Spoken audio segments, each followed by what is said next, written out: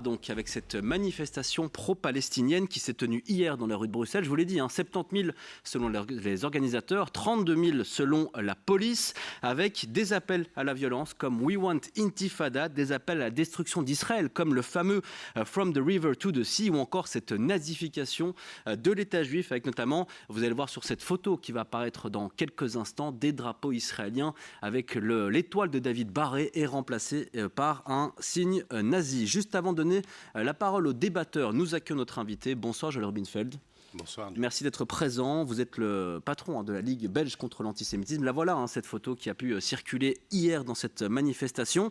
C'est vous qui nous avez contacté, Joël Rubinfeld. Qu'est-ce qui vous a particulièrement choqué dans cette manif qui s'est tenue hier à Bruxelles ?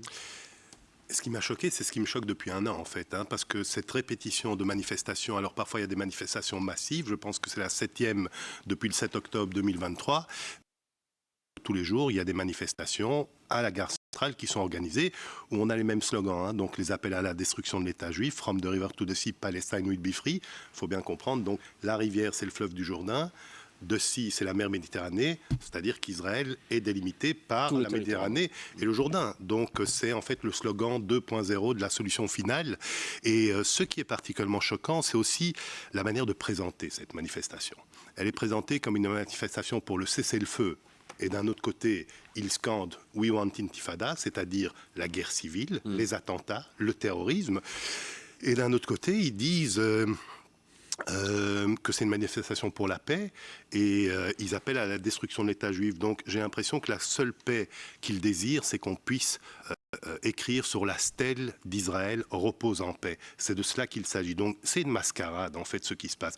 Ces gens d'abord, il faut savoir qu'ils n'en ont rien à faire des Palestiniens. On va en parler, ça. Mais avant ça, Jean Rubinfeld, qu'est-ce que vous répondez à ceux qui disent là on a quelques personnes, une poignée de personnes sur entre 30 et 70 000 qui ont pu tenir des propos pareils, qui ont pu se balader avec des pancartes pareilles et que ça ne résume pas tout le mouvement. Qu'est-ce que vous répondez à ça? Ces slogans résonnaient dans toute la manifestation et une fois de plus, ces gens n'en ont rien à faire des Palestiniens puisque, vous savez, quand les Palestiniens sont massacrés durant la guerre civile syrienne, à partir de 2011, il y a un camp palestinien à Yarmouk dans la banlieue de Damas.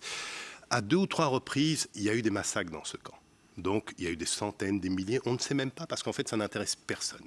Mais en tout cas, il y a des milliers de Palestiniens qui ont été assassinés, qui ont été massacrés par une fois Al-Qaïda, une autre fois par l'armée syrienne, et des dizaines de milliers d'entre eux, ou des centaines de milliers d'entre eux, qui ont dû quitter le camp de Yarmouk. Vous savez combien de manifestations il y a eu en Belgique? 0. En fait, la vie d'un Palestinien ne prend d'importance à leurs yeux que lorsqu'il est tué par un soldat israélien. Avec la dureté de la situation quand même, Joël Rubinfeld, avec les images, je me mets à la place de ceux qui nous regardent ce soir aussi, et qui voient ces images aussi jour après jour. Vous ne pouvez pas croire qu'il y a entre 30 et 70 000 antisémites qui se baladent dans les rues de Bruxelles à Non. C'est pas ce que je dis. C'est qu'il y a quelques pourcents de bergers, d'idéologues, qui savent très bien ce qu'ils font. Et puis vous avez les 95% de ce qu'on peut appeler des idiots utiles ou les moutons de Panurge qui suivent, qui leur dit d'aller et qui oublient de réfléchir, avec leur cerveau. Donc, et il faut comprendre, il faut croire quoi? Est-ce que vous pensez vraiment que l'antisémitisme a disparu il y a 80 ans, 75 ans après la libération? Non, l'antisémitisme est là, il se manifeste juste d'une autre manière. Il a muté, c'est ça? Mais l'antisémitisme, c'est comme un virus. Il y a eu 3 grandes phases historiques de l'antisémitisme. D'abord l'antijudaïsme, c'est-à-dire s'en prendre aux juifs sur base de leurs pratiques religieuses. L'antisémitisme, c'est-à-dire s'en prendre aux juifs, c'est un antisémitisme en fait racial, social, c'est 19e siècle. Et puis aujourd'hui, vous avez l'antisionisme qui est à s'en prendre aux juifs sur base de questions politiques et géopolitiques. Donc c'est à cela qu'on a affaire aujourd'hui. Et ce que nous avons eu hier, et ce que nous avons eu aussi le 7 octobre dernier, le 7 octobre 2024, aussi à Bruxelles, place de la Bourse, vous avez eu des centaines de personnes qui sont réunies pour célébrer les pogroms, le premier anniversaire des pogroms du 7 octobre 2023. Et nous avons d'ailleurs annoncé que nous saisissons en fait le parquet aujourd'hui par rapport à cela, parce que lors de cette manifestation, vous avez un imam, ou en tout cas un prédicateur, qui était donc à la tribune et qui psalmodiait en arabe « Allah, oh, brûle les Juifs ». Et puis vous avez toute la foule qui répond « Amen ». Enfin, il faut quand même comprendre que ça se passe aujourd'hui, ici, chez nous, place de la Bourse, au cœur de Bruxelles, au cœur de la Belgique, au cœur de l'Union européenne. Vous avez des centaines de personnes qui appellent à brûler les Juifs. Je veux dire, on n'est pas en 1943, on est en 2024. Donc évidemment. il faut un peu de cohérence en fait. On dit moi si j'avais 20 ans en 40 j'aurais été résistant et aujourd'hui globalement les gens se comportent comme de banals collabos en fait. C'est-à-dire ne rien faire, une passivité. Cette passivité est coupable et ça met en danger d'une part les 30 000 Belges juifs. Alors je sais que c'est une quantité négligeable à l'échelle nationale, mais il faut bien comprendre une chose, c'est que les juifs c'est juste le premier domino. Derrière ça met en danger l'ensemble de la Belgique, tous les Belges démocrates, tous les Belges humanistes. On va en débattre, évidemment. Vous restez avec nous, Joël Winfeld, parce que c'est une question, comme souvent dans cette émission, assez touchy. Je rappelle vraiment la question qu'on se pose ce soir. Peut-on manifester pour les Palestiniens sans pour autant amener de la haine vis-à-vis de l'État juif? On commence peut-être avec vous, Nadia Guerz, vous vouliez réagir justement. Mais oui, parce que j'avais deux exemples en tête qui sont une forme de réponse à votre question. Le premier, c'est un livre que j'ai eu le bonheur de préfacer il y a un peu plus d'1 an, écrit par Fida. Fida, c'est une Libanaise d'origine qui vit en France aujourd'hui. Son livre s'appelle Intranquille. Elle raconte dans ce livre comment elle a été biberonnée à l'antisémitisme dans son enfance, dans sa jeunesse. Elle est arrivée à Paris, elle a été dans des manifestations pro-palestiniennes, et je vous parle de ça il y a 10 ans, et elle s'est rendue compte qu'en fait, elle n'irait plus jamais manifester dans ces manifestations à cause de tout ce qu'elle y a vu comme haine. Donc elle a vraiment une prise de conscience à Paris, en France, du fait qu'aujourd'hui, ces manifestations étaient vraiment profondément pénétrées par des discours antisémites. La même chose, on l'a en Belgique aussi. Il y a une dizaine d'années, je crois, je n'ai pas la date exacte en tête, trois personnes que je connais bien, que j'ai beaucoup fréquentées, Sam Touzani, Manuel Abramovitch et Claude Demelen, si je me souviens bien, c'était le troisième, signaient une carte blanche intitulée « Le pouvoir aux barbus, non merci ». C'était aussi une prise de conscience de leur part du fait que dans les rues de Bruxelles, dans les manifestations pro-palestiniennes, c'était en fait des discours ultra-religieux, radicaux, de Après, Nadia, banalisation. à nouveau, je me mets à la place de ceux qui nous regardent et qui étaient peut-être hier à cette manifestation. Ils doivent se dire, mais de quoi ils parlent en fait ces gens? On était près de 30 000. Est-ce que vous l'auriez ressenti comme ça, vous pensez, sur place? Est-ce que vous iriez à une manifestation comme ça? Ah non, alors de toute évidence, je ne mettrai pas les pieds dans une manifestation comme ça. Ça c'est évident. Je veux dire, je pense qu'à un moment donné, on ne peut pas tout accepter au nom du fait qu'une cause serait juste. Je veux dire, il y a la cause et puis il y a les gens qu'on accepte de fréquenter parce que cette cause, on l'estime juste. Et là, il y a quelque chose qui ne va pas. Je pense que n'importe quel être attaché à la démocratie devrait, quand il voit certains slogans, certaines affiches, certains calicots brandis, devrait immédiatement se désolidariser, dire ce n'est pas pour ça que je suis venu, c'est pas pour ça que je suis occupé à descendre dans la rue ce dimanche. Et s'ils ne le font pas, ils portent une part de responsabilité, pour moi, dans la montée de l'antisémitisme et dans sa banalisation. Nicolas Vador, votre avis là-dessus, vous? Je suis tout à fait d'accord avec ce qui a été dit. Je ne vais donc pas pouvoir débattre. Je suis d'accord avec ce que dit M. Winfeld aussi. Le problème, il est même plus général, c'est qu'on est dans un mode de pensée binaire. Les méchants, les gentils, les oppresseurs, les opprimés. Et donc, puisque l'oppresseur est considéré comme Israël, donc par extension le juif, l'opprimé et le palestinien, vous avez des bobos de bonne famille ici qui vont prendre parti pour l'un au nom de l'opprimé contre l'oppresseur. Après, les gens, est-ce qu'ils prennent fondamentalement parti quand ils vont faire une manifestation en soutien aux Palestiniens? Moi, ce qui m'avait beaucoup choqué il y a quelques mois aussi, c'est quand Elie Barnavi devait venir à l'ULB, on a voulu l'empêcher de venir à l'ULB, alors que s'il y avait bien un allié de la paix, c'était Elie Barnavi. Ce que je trouve terrible, c'est justement de couper le monde en deux entre les méchants et les gentils. Je peux vous dire, en tant que dessinateur de presse, dessiner sur le Proche-Orient, c'est casse-gueule aussi, parce que quoi qu'il arrive, je vais me faire traiter d'un côté ou de l'autre. Et donc, il devient de plus en plus difficile de critiquer la politique d'Israël, qui est critiquable sur beaucoup de points, de manière, on va dire, je ne vais pas dire dépassionnée, mais en prenant du recul. C'est impossible. Et on a l'impression que la cause palestinienne est totalement instrumentalisée dans une lecture du monde absolument binaire, marxiste en fait, entre les méchants et les gentils, les oppresseurs, les opprimés. Ouais, certains parlent d'Israël comme le dernier vestige aussi d'un empire colonial. Et aussi reprocher à n'importe quel juif sur Terre d'être responsable de ce qui se passe en Israël. Je ne vois pas pourquoi n'importe quel juif devrait se sentir responsable. Alors, ici, ce n'est pas le cas par rapport à hier. C'est plutôt la nazification d'Israël, la remise en question. Mais la nazification d'Israël, c'est n'importe quoi aussi. Il faut quand même se rappeler ce qu'était le nazisme. Ça n'a absolument rien à voir. Oui, on pourra en débattre. Luc Hénard, votre regard un petit peu sur tout ce qui se dit ici, Luc. À partir du moment où le discours qui a été tenu par le Premier ministre israélien pour distinguer le bien et le mal, il a mis le doigt, et je parle bien de lui et des dirigeants de ce pays, il a mis le doigt dans un mécanisme qui conduit à ce que l'on constate aujourd'hui. Et donc, c'est un peu facile de dire que la responsabilité, elle se retrouve ailleurs que dans les propos qu'il a pu tenir. Et n'oublions tout de même pas la composition. Alors c'est vrai que la comparaison avec le nazisme, elle ne tient pas, mais il n'en demeure pas moins que ce gouvernement, il est composé comme il est composé. Et on ne dit plus que ça aujourd'hui. C'est le bien et le mal. Et le bien, c'est le côté Israël, le mal, c'est l'autre côté.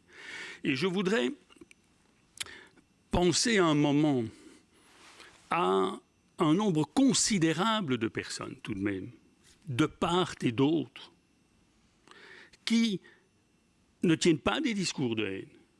Et il y a des gens éminents qui réfléchissent, qui essayent de sortir de ce débat pour que ces gens qui vivent là-bas puissent y vivre en paix. Et aujourd'hui, c'est vrai, et il l'a rappelé, le discours ou ce qu'on a pu entendre à l'occasion de cette manifestation, oui, j'entends, c'est insupportable. Mais à mes yeux, et ce n'est pas la première fois que je le dis, c'est que le discours qui est tenu, et j'y insiste, par les dirigeants, ou en tout cas certains d'entre eux, israéliens, eh bien, sont des discours qui sont exactement de la même nature. Puisque, et les faits sont là pour le démontrer, que reste-t-il aujourd'hui de la bande de Gaza? On a tout de même, au niveau du droit, des juridictions internationales ou une juridiction internationale qui parle, dans le chef des dirigeants israéliens et certains d'entre eux, de génocide. Alors, qui parle d'une possibilité qui reste à examiner. Il faut quand même toujours rappeler. Peut-être d'abord une réponse. Il n'en demeure pas moins. Et je termine par rapport à ça. Et je crois qu'il est urgentissime de donner la parole plutôt qu'à tous ces agitateurs de part et d'autre et des agitateurs de la haine, aussi un nombre considérable de personnes qui ne pensent pas comme ça et qui ont la volonté d'agir dans le sens d'une pacification de la situation sur place. Et je crois que d'un point de vue un peu cynique, nous avons tout intérêt, ceux qui se trouvent loin et à l'extérieur, à vouloir cette paix, parce qu'un jour, toute cette situation va nous éclater à la figure. Gérard Winfeld, votre regard sur ce qui vient d'être dit. Non, mais c'est intéressant ce que M. Hénard dit. J'aimerais partager votre approche, comment dire, quelque part utopique, dans le sens où Israël, il faut juste comprendre qu'Israël n'est pas entouré de la Norvège, du Liechtenstein et des Pays-Bas. D'accord ? Israël est entouré au nord par le Hezbollah. Vous savez, le Hezbollah, vous savez quand ils font leur défilé militaire, quand ils marchent en faisant le salut nazi ? Ils sont à l'ouest, au sud, par le Hamas. Le Hamas, je vous invite à lire la charte du Hamas, précisément l'article 7, l'article 22 et l'article 32. D'ailleurs, peut-être que ça concerne certaines personnes autour de cette table. Dans l'article 22, il est dit que les Juifs ont mis en place des sociétés secrètes pour détruire le monde, et ils citent ces sociétés secrètes. Les francs-maçons, si l'un d'entre vous est franc-maçon, sachez que vous valez pour le Hamas la même chose que moi en tant que juif sioniste, c'est-à-dire une cible à abattre. Puis il parle du Lions, du Rotary et encore d'un ou deux trucs. Donc on a affaire en fait à des nazis, c'est des néo-nazis ces gens. On dit quand on marche, quand vous marchez comme un canard, quand vous parlez comme un canard, c'est probablement un canard. Ces gens marchent comme des nazis, ils font le salut nazi en marchant, ils parlent comme des nazis. Lisez l'article 27, 22, 32 et 7 de la charte. Ce sont juste des nazis contemporains. Et puis vous avez à l'est l'Iran. C'est-à-dire, c'est bien simple. Israël actuellement est assailli sur 7 fronts. Gaza, le Liban, la Cisjordanie, le Yémen, l'Irak, la Syrie et l'Iran. Je me suis livré à un petit exercice pour avoir un ordre de grandeur, parce qu'on a l'impression qu'Israël, c'est l'État colonial, hégémonique, tout ça. D'abord, Israël a la taille plus ou moins de la Wallonie pour bien comprendre les choses.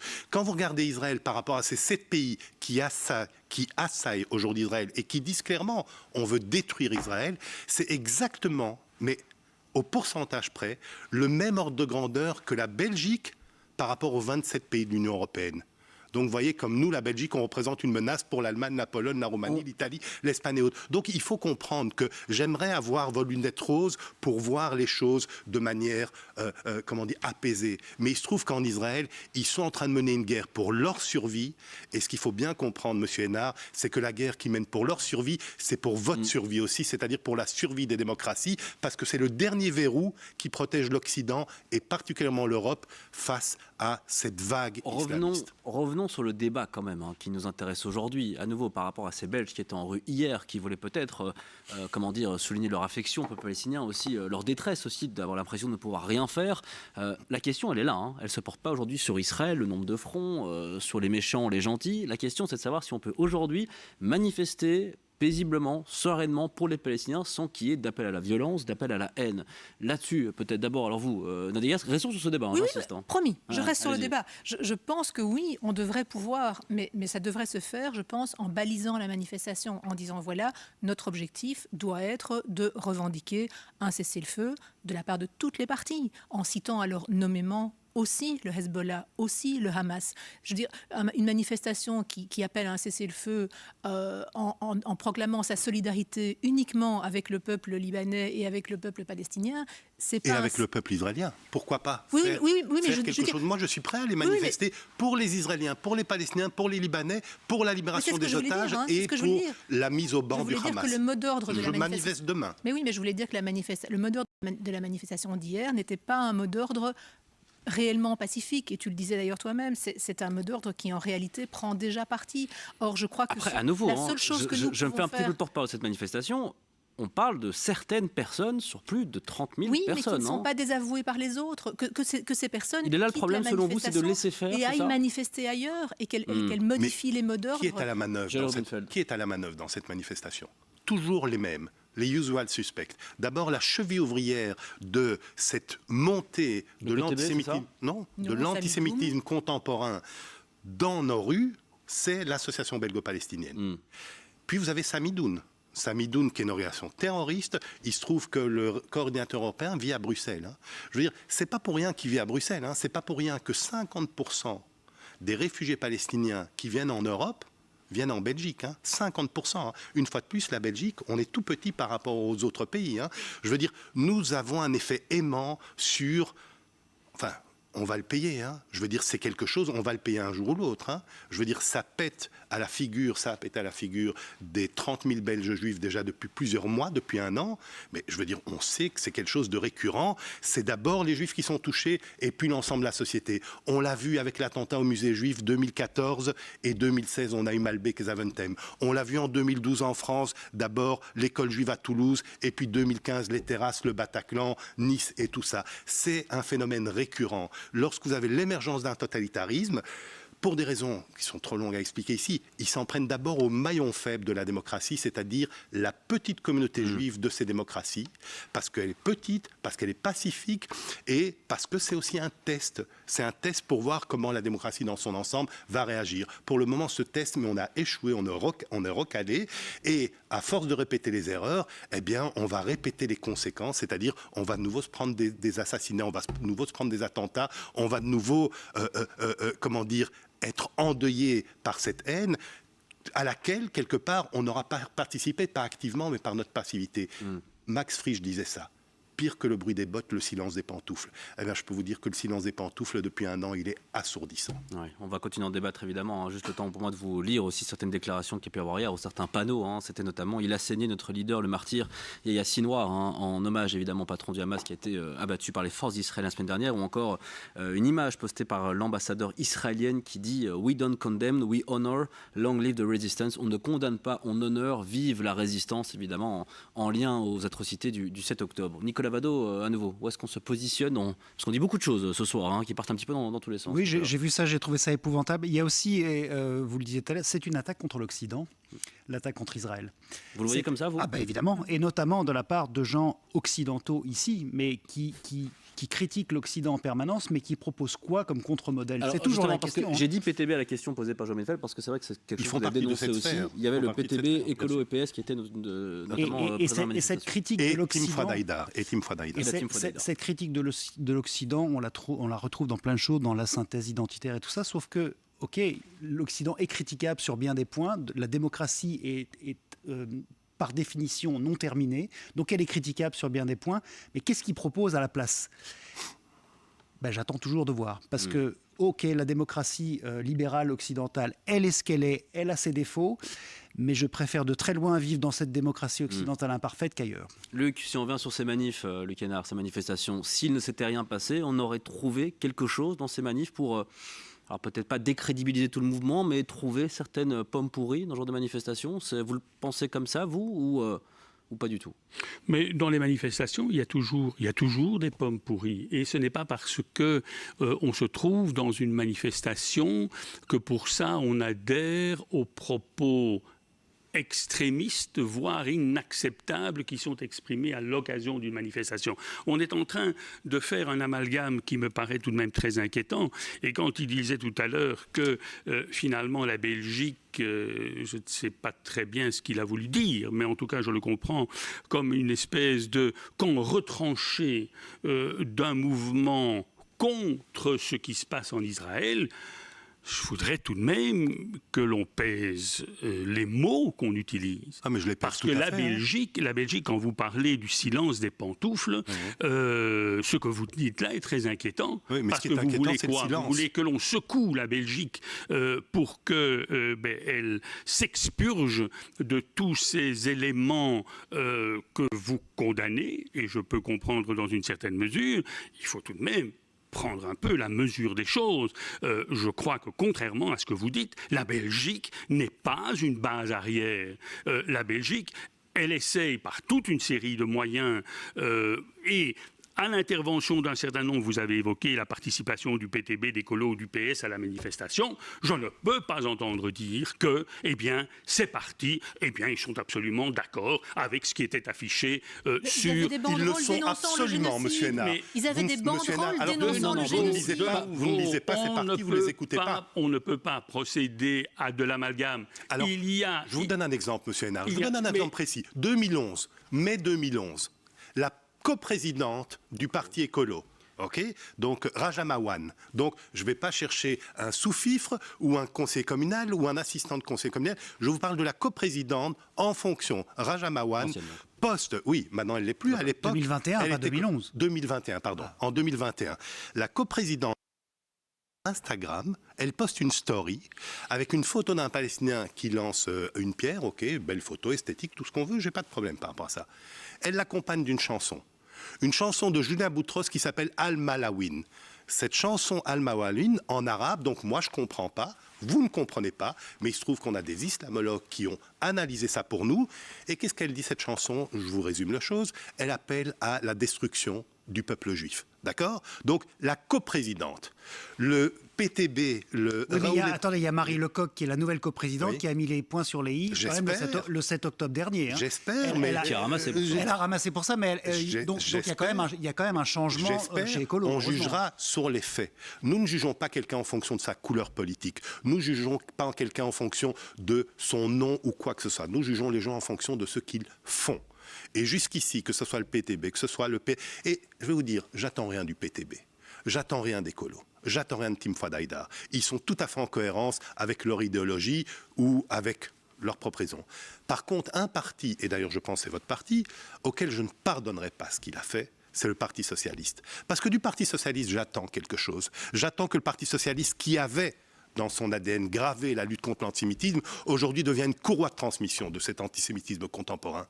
Ça, monsieur Hénard, c'est un scandale. Et je vous invite, je ne vous accuse pas personnellement, je vous invite à participer à ce mouvement. Vous avez des gens au Parti socialiste, je pense à Julien Huttendal ou d'autres qui se réveillent. Il n'y est plus. Hein. Non, il a été dans le Parti socialiste wallon, je pense. Non, il a quitté. Donc, en tout cas, il a essayé de se battre jusqu'au bout et puis il a baissé les armes. Il a été désavoué. Non, il n'a pas baissé. Il a été Nettoyez vos désavoué. écuries d'Ogias. Sauvez votre parti, monsieur Hénard. Et redonner à ce parti le lustre qu'il avait avant. Le lustre, vous savez quoi? Attendez, parce que Luc Hénard n'est pas le porte-parole du PS. Oui, C'est parce qu'il a été candidat aux élections européennes que maintenant il a la carte de parti. Puisque M. Hénard parlait des partis qui n'incarnent pas ça et qui ne disent pas ça. Mais lisez leur communiqué de presse. Lisez. Attendez, à nouveau, je vais faire un petit peu le gendarme ici. Luc, il dit qu'aucun de ces partis n'a dit il a scellé notre leader le martyr. Aucun de ces partis n'a dit on ne condamne pas, on honore. Et là, vous avez répondu, Nadia et vous, en disant vous aviez quand même une pancarte disant attention au génocide. Je pense que c'était quelque chose comme ça. Vous parlez de deux choses différentes. Je vous ai cité l'exemple de Raja Mohan. Je vous cite l'exemple de la team Fouad Haïdar. Fouad Haïdar, il y a quelques mois, sur Zine TV, ou je ne sais plus quelle télé, il dit, et je ne vous parle même pas, il ne parle pas des Israéliens, il ne parle plus de sionistes, lui, il s'embarrasse même plus de précaution oratoire. Il dit, je le cite, les Juifs sont des psychopathes, les Juifs sont des tueurs en série. Puis il dit aussi, c'est les Allemands qui ont tué les Juifs, que l'Allemagne donne une partie de son territoire aux Juifs pour qu'ils aient leur État. Non, mais vous comprenez à qui on a affaire ici? Mais vous pouvez trouver... Et ce sont les gens avec qui le Parti Socialiste va s'allier pour avoir une majorité communale.